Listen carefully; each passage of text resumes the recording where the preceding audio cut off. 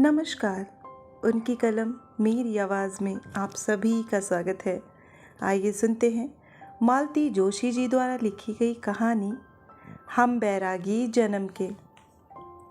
इला ऑफिस के लिए तैयार हो रही थी।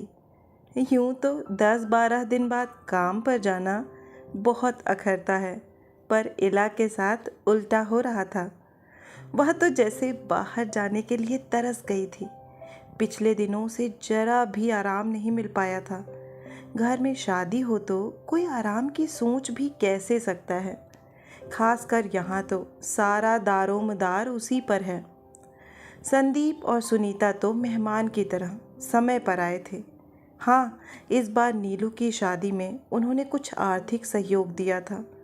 शीलू की शादी में तो दोनों हाथ हिलाते चले आए थे। नीलू की विदाई तो मंगलवार को ही हो गई थी, पर घर मेहमानों से भरा था। फिर एक एक कर मेहमान विदा होने लगे। उनके नेक दस्तूर करते करते इला हाँफ गई थी, पर माँ थी कि जरा भी रियायत बरतने को तैयार नहीं थी। कल शाम की भोपाल एक्सप्रेस से शीला रानी विदा हुईं। इस बार तो पूरे वक्त उनका मुंह घड़े जैसा सूजा ही रहा, इसलिए विदाई में काफ़ी कुछ देना पड़ा। आज शाम 4 बजे अमरकंटक एक्सप्रेस से संदीप जा रहा है। बैठक में संदीप माँ के पास बैठा उन्हें दवाई आदि नियम से लेने की हिदायत दे रहा था। माँ एक ही राग अलाप रही थी, अब मुझे दवाइयाँ लेकर क्या करना है? मेरे सारे काम पूरे हो गए हैं। अब मौत कल आ रही हो तो आज आ जाए, तैयार बैठी हूँ। इला को एकदम ताव आ गया। साड़ी की पटलियाँ ठीक करते हुए वह बाहर आ गई। बोली, वो बेचारा ठीक से कुछ समझा रहा है तो सुन लो ना। एकदम मरने जीने पर उतरने की क्या ज़रूरत है? मैं ठीक ही तो कह रही हूँ। एक नीलू की शादी की ही फिक्र थी मुझे, सो निपट गई। अब भगवान जब मर्जी हो बुला ले। मान लो भगवान जी तुम्हें पहले ही बुला लेते तो क्या नीलू की शादी नहीं होती? माँ अवाक उसका मुंह देखती रह गई। किसी के रहने ना रहने से कोई फर्क नहीं पड़ता माँ, कोई काम नहीं रुकता, जैसे तैसे हो ही जाता है। अब बाबूजी नहीं रहे तो क्या फ़र्क पड़ा? तुम्हारे बच्चे पढ़ लिख गए, उनकी शादी हो गई, क्या बाकी रहा? तो तू यह जताना चाहती है कि सब कुछ तूने किया है? मैं कुछ भी जताना नहीं चाहती, सिर्फ बताना चाहती हूँ कि मरने की इतनी जल्दी ना मचाइए माताश्री। आपके सारे काम अभी पूरे नहीं हुए हैं। आपकी एक और लड़की अभी अनब्याही बैठी है। माँ का चेहरा फक हो गया। संदीप भी हतप्रभ रह गया। दीदी को आज क्या हो गया है? इतनी कड़वी बात तो इससे पहले उसने कभी नहीं की। अच्छा संदीप, चप्पल पहनते हुए इला ने कहा, सॉरी स्टेशन पर नहीं आ पाऊंगी। अभी से हैप्पी जर्नी कहती हूँ, पहुँचकर फ़ोन करना, बाय। जब तक संदीप को होश आता कि वह उठकर दीदी के पैर छू ले, तब तक तो वह अपनी एक्टिवा पर सवार होकर सड़क की भीड़ में गुम हो चुकी थी। शाम को दफ्तर से लौटी इला तो सुशीला सीढ़ियों पर बैठी मिली। क्यों री, यहाँ क्यों बैठी हैं? माँ ने दरवाज़ा नहीं खोला क्या? दरवाज़ा तो खुला है, पर मम्मी जी कह रही हैं कि सब मेहमान चले गए हैं, अब ज़रूरत नहीं है। ये माँ भी ना रोज़ एक ना एक तमाशा लगाए रहती हैं। चल तू भीतर चल और रसोई में लगने से पहले मुझे एक कप चाय बनाकर दे जाना। फिर कपड़े बदलते हुए उसने माँ से पूछा, आज हम लोगों का कहीं निमंत्रण है क्या माँ? निमंत्रण कौन देगा? फिर सुशीला को क्यों लौटा दिया? मैंने सोचा 2 जने ही तो हैं, पर वे 2 जने भी खाना तो खाएंगे ना, वह कौन बनाएगा? माँ चुप। तुमने तो अरसे से रसोई में जाना छोड़ दिया है माँ, और बाहर के काम निपटाने के बाद मुझ में भी इतनी ताकत नहीं बचती कि चूल्हे में सिर दे सकूं। मैं तो अब इसे हमेशा के लिए रखने की सोच रही हूँ। अरे उसके हाथ में जरा भी स्वाद नहीं है, उसकी बनाई सब्जी जरा भी नहीं भाती है। तो एक आध सब्जी तुम अपनी पसंद की बना लिया करो ना, हमारा भी जायका बदल जाएगा। अब तो यही करना पड़ेगा। मुझे सहेजने वाली तो दोनों चली गईं, अब तो तुम्हारा ही राज चलेगा। इला को गुस्सा आ गया। उसने कहा, मैंने तो सोचा था कि तुम थोड़े दिन बहू की सेवा का सुख उठाओगी। मैंने तो संदीप से कहा भी था। बहू बोली कि आपको छुट्टियों में ले जाऊंगी। अभी मैं दिन भर बाहर रहूंगी, आप बोर हो जाएंगी। ऐसी पता नहीं कितनी छुट्टियां आईं और निकल गईं। इला बुदबुदाई और निढाल होकर पलंग पर लेट गई। उसे कभी कभी बहुत आश्चर्य होता है।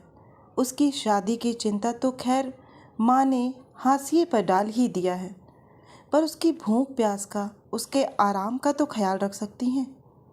वह 19 साल की थी तब से लगातार खट रही है। इंटरमीडिएट में थी जब बाबूजी अचानक चल बसे।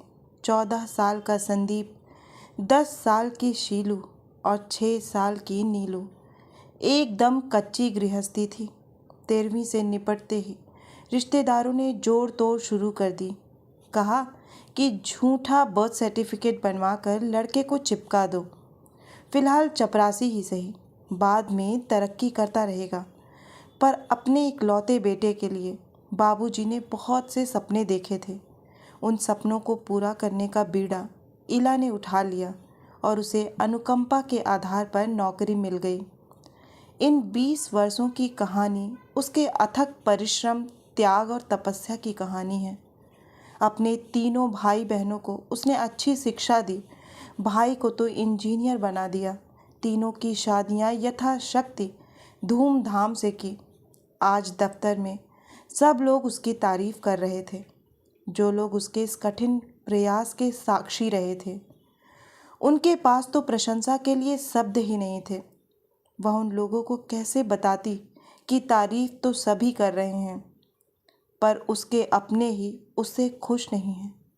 माँ इसलिए नाराज़ हैं कि नीलू के लिए किसी ने लड़का ढूंढने की जहमत नहीं उठाई, इसलिए उसे खुद ढूंढना पड़ा। उसकी लव मैरिज को वह अपना घोर अपमान समझ रही हैं। शीलू भी पूरे वक्त मुंह फुलाए ही घूमती रही।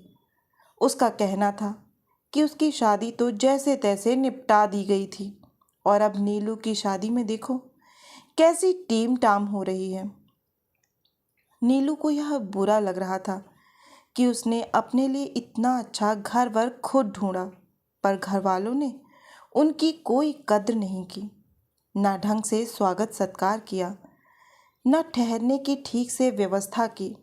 संदीप की बहू अलग नाराज़ थी कि हमारे वक्त तो रिसेप्शन के लिए पैसे नहीं थे, अब लड़कियों के वक्त तिजोरियां खुल गई हैं।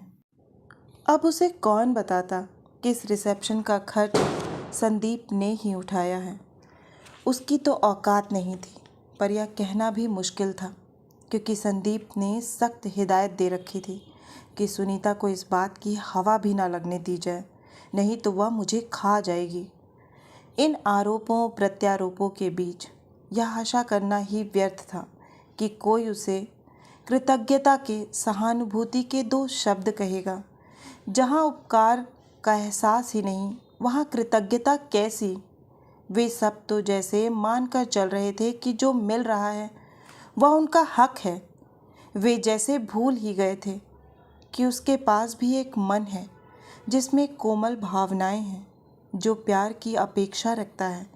वह तो जैसे पैसे कमाने की मशीन होकर रह गई है। रात में खाने के बाद माँ टीवी के सामने जाकर डट गई। इला ने भुनभुनाते हुए किसी तरह रसोई समेटी और बैठक वाले कमरे में झांक कर कहा, माँ, मैं सोने जा रही हूँ, तुम दरवाजे वगैरह बंद कर लेना। इलू, जरा सुन तो। इलू। इला एकदम चौंक गई। महारानी जी, मेम साहब की जगह बाकायदा इलू, सारे मतलब तो निकल गए हैं। अब यह मक्खन मिश्री किस लिए? हाँ बोलो। कमर पर हाथ रखकर वह सामने खड़ी हो गई। जरा बैठ तो। वह धम से कुर्सी पर बैठ गई। जल्दी बोलो माँ, मुझे बड़ी ज़ोर की नींद आ रही है। संदीप कह रहा था। माँ इतना बोलकर कुछ देर चुप रही। इला भी चुप बनी रही। संदीप कह रहा था कि वह एक बड़ा फ्लैट लेना चाहता है। यह तो बड़ी अच्छी बात है। बड़ा घर ले लेगा तो कभी कभार तुम्हें भी बुला सकेगा। कम से कम छोटे घर का बहाना तो खत्म हो जाएगा। माँ ने उसकी व्यंग्यात्मक टिप्पणी पर कोई ध्यान नहीं दिया और आगे कह रहा था उसके लिए लोन लेना पड़ेगा। तो लेना ही पड़ता है, पर कह रहा था लोन ऐसे ही नहीं मिल जाता, प्रॉपर्टी गिरवी रखनी पड़ती है। इला कुछ नहीं बोली, सिर्फ माँ के बोलने की प्रतीक्षा करती रही। कह रहा था कि मकान की रजिस्ट्री मेरे नाम कर दो तो लोन मिलने में आसानी हो जाएगी। कर्जा पड़ जाने के बाद मैं रजिस्ट्री लौटा दूंगा। अब समझ में आया कि भाई साहब सोमवार को ऑफिस गोल कर यहाँ क्यों टिक गए थे। तुमने कुछ जवाब नहीं दिया। मैं क्या जवाब दूं? तुम्हारा घर है, जिसे मर्जी आए दे देना। अच्छा, मैं सोने जा रही हूँ। और वह तैश में उठकर अपने कमरे में चली आई। उसका पूरा तन बदन जल रहा था। समझ गई कि नीलू की शादी में जो पैसे दिए गए वह महज एक रिश्वत थी। उसका मन वितृष्णा से भर उठा। कभी कभी वह कल्पना किया करती है कि माँ के बाद घर का बंटवारा हो रहा है। उसके तीनों भाई बहन कह रहे हैं कि हमें कुछ नहीं चाहिए। हमारी दीदी ने अपनी पूरी जिंदगी हमारे लिए होम कर दी है। इस घर पर उनका और केवल उनका हक बनता है। पर भाई लोगों ने तो माँ के मरने का भी इंतज़ार नहीं किया। सब कुछ पहले ही सेट कर लेना चाहते हैं। सुबह उठी तो उसका मूड बेतरह उखड़ा हुआ था। माँ से आजकल संवाद वैसे ही कम हो गया था। आज तो उसने बात भी नहीं की। देरी का बहाना कर बिना खाए ही दफ्तर चली आई। वहाँ भी काम में मन नहीं लगा। बार बार यही सोचती रही, क्यों खट रही है वह, किसके लिए खट रही है। लंच टाइम में संदीप का फ़ोन आया। दीदी, हम लोग समय से पहुँच गए थे, पर ऑफिस जाने की हड़बड़ी में फ़ोन नहीं कर पाया। कोई बात नहीं, माँ को ज़रूर फ़ोन कर लेना, चिंता करेंगी। माँ को तो शायद सुनीता ने घर से निकलते हुए ही लगा दिया था। मैंने कहा, मैं दीदी से बाद में इत्मीनान से बात करूँगा। संदीप, माँ बता रही थी कि तुम फ्लैट खरीदने की सोच रहे हो। हाँ दीदी, जितना किराया हर महीने भरता हूँ उतनी किस्त में तो इससे बड़ा फ्लैट मिल जाएगा। और ज़रूरत भी है, यह घर छोटा पड़ने लगा है। यह अच्छा सोचा है तुमने। बड़ा घर लोगे तो माँ भी तुम्हारे पास रह सकेंगी। यहाँ तो अब उन्हें बोर ही होना है, वहाँ बच्चों में मन लगा रहेगा।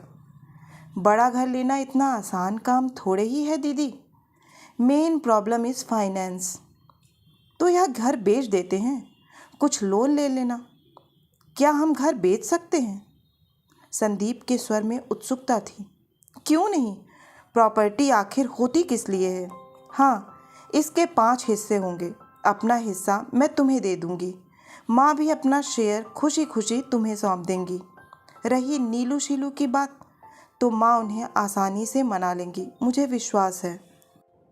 पर अगर घर बिक जाएगा तो तुम रहोगी कहाँ?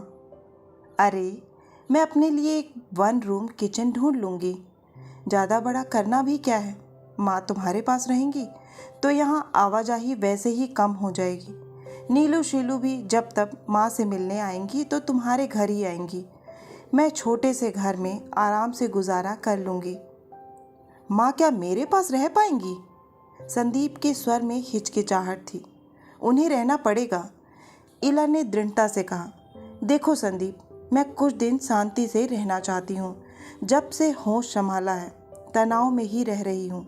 घर का खर्च, माँ की बीमारी, तुम लोगों की पढ़ाई, बहनों की शादी, रिश्तेदारों के नेक दस्तूर, यह सब करते करते 40 साल में ही बुढ़ा गई हूँ। जब से नौकरी शुरू की है कर्ज की किस्तें ही पटा रही हूँ मैं। ये नीलू की शादी वाला भी अभी 2-3 साल तक चलेगा। उसके बाद मैं अपने लिए, सिर्फ अपने लिए जीना चाहती हूँ। हो सके तो 4 पैसे जोड़ना भी शुरू कर दूँगी ताकि बुढ़ापे में अपने लिए एक मुकम्मल छत का भी इंतज़ाम कर सकूं। उसे लगा कि संदीप पलट कर कहेगा, दीदी तुम्हें अलग छत की क्या ज़रूरत है, मेरा घर है तो। पर उस ओर शांति ही बनी रही। शायद उसकी बोलती बंद हो गई थी। आशा है कि आपको यह कहानी बहुत ही पसंद आई होगी और आपके दिल को छू गई होगी और इसने बहुत कुछ सिखाया भी होगा। अगर आपको कहानी पसंद आई है तो एक लाइक करें, नीचे कमेंट बॉक्स में कमेंट करें कि आपको कहानी कैसी लगी। और अगर आप इस चैनल पर नए हैं और इससे जुड़ना चाहते हैं तो चैनल को सब्सक्राइब करना ना भूलें। फिर मिलती हूँ एक नई कहानी या कविता के साथ। तब तक के लिए आप सभी का कहानी सुनने के लिए बहुत बहुत धन्यवाद।